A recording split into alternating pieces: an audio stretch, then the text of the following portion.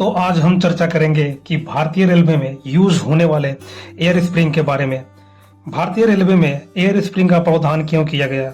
High speed गाड़ियों को देखते हुए एयर स्प्रिंग का प्रावधान किया गया, खास करके फिएट पोगियो तथा एलएचबी कोचों में तथा हाई स्पीड हाइब्रिड कोचों में भी एयर स्प्रिंग का प्रावधान किया गया।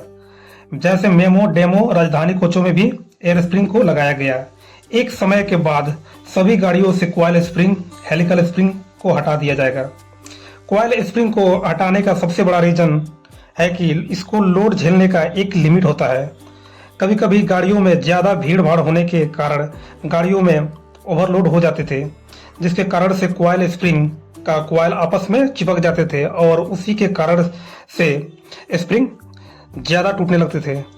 एक और सबसे बड़ा रीजन देखा गया कि किसी किसी कोच में ज़्यादा पैसेंजर होने के कारण एक दूसरे कोच से सीबीसी में बहुत ज़्यादा डिफरेंस आ जाता था, जिसके कारण से सीबीसी के पार्ट्स में ज़्यादा बियर आने लगता था।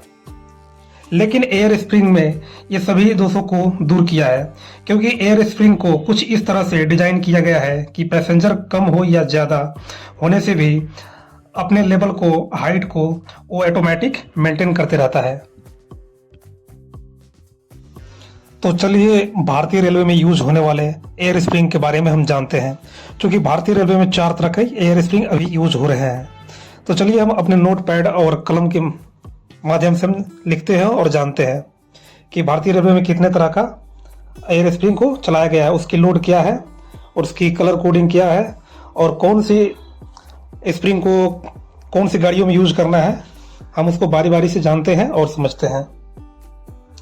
इस प्रकार से आपको एलएचबी गाड़ियों में बहुत तरह के स्प्रिंग और उसकी हाइट लगाई जा रही है। अभी नए नए मॉडिफिकेशन भी किए जा रहे हैं इसमें।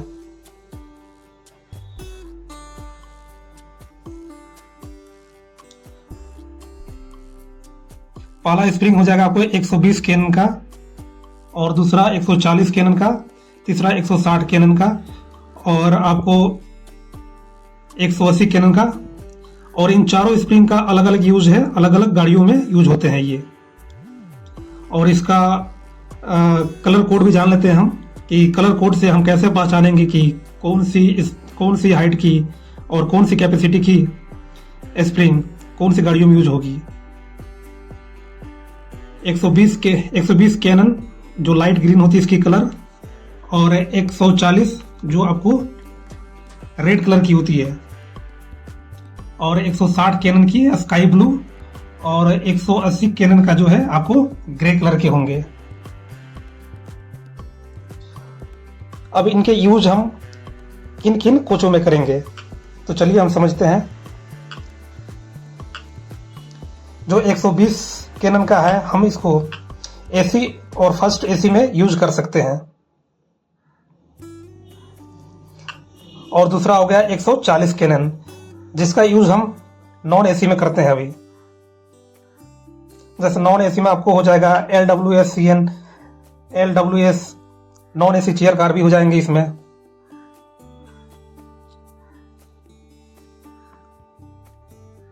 तो आप कलर कोड से पहचान सकते हैं कि ये नॉन एसी है, एसी है।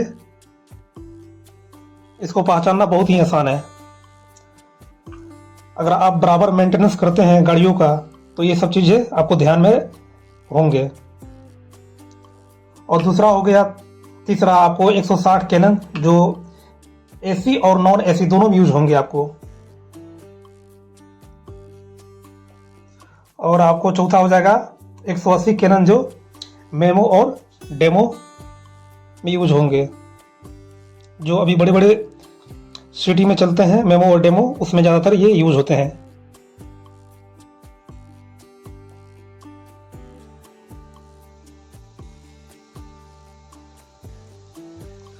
जब गाड़ियां चलती है तो इसका टेयर लोड भी होते हैं। तो चलिए इसका हम टेयर लोड भी जानते हैं कि कौन सी एयर स्प्रिंग की टेयर लोड कितनी है और उसका मैक्सिमम लोड और उसकी मिनिमम लोड कितना है। तो चलिए हम जानते हैं इसका टेयर लोड। 140 कैनन और 160 कैनन तथा 180 कैनन का इसका मिनिमम टेयर लोड आपको 50 कैनन का है, और जो 120 कैनन का है आपको 60 कैनन का टेयर लोड होता है इसका। और इसका मैक्सिमम टेयर लोड इसका मैक्सिमम टेयर लोड हो जाएगा आपका 140 कैनन का 140 हो जाएंगे तथा 160 कैनन का 160 हो जाएंगे और 120 कैनन का आपको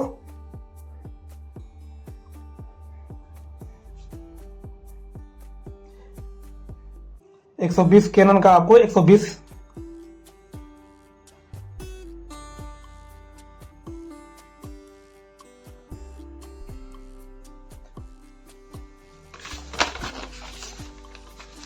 और 160 जो 180 कैनन का है उसका टेयर लोड आपको 180 हो जाएंगे।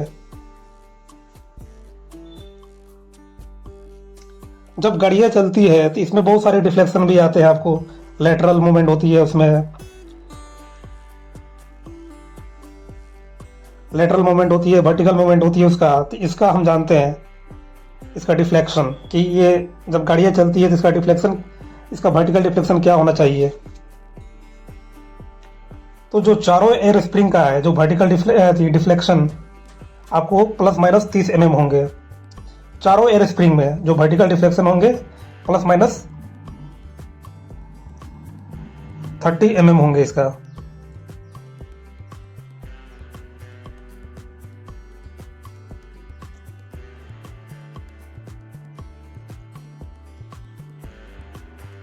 दो तरह के डिफ्लेक्शन है इसका, वर्टिकल डिफ्लेक्शन और लेटरल डिफ्लेक्शन। तो चलिए हम जानते हैं अब लेटरल डिफ्लेक्शन के बारे में। अलग अलग एयर स्प्रिंग का अलग अलग लेटरल डिफ्लेक्शन भी होते हैं। चलिए उसको भी हम एक एक करके लिख कर जानते हैं। तो जो 120 कैनन के हैं, 120 कैनन के लेटरल मैक्सिमम लेटरल डिफ्लेक्शन है उसका प्लस माइनस 80 mm है और 140 कैनन का जो है 140 कैनन का जो लेटरल मैक्सिमम डिफ्लेक्शन है प्लस माइनस 60 mm है।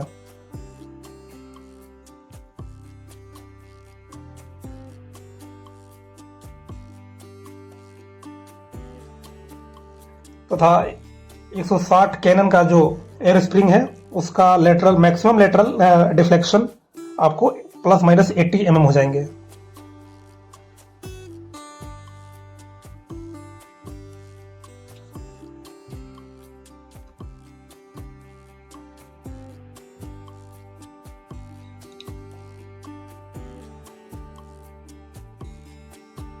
उसी प्रकार से आपको 160 नहीं 180, यहाँ 160 की जगह पर 180 कैनन का जो लेटरल मैक्सिमम डिफ्लेक्शन है इसका डिफ्लेक्शन हो जाएगा प्लस माइनस 60 mm।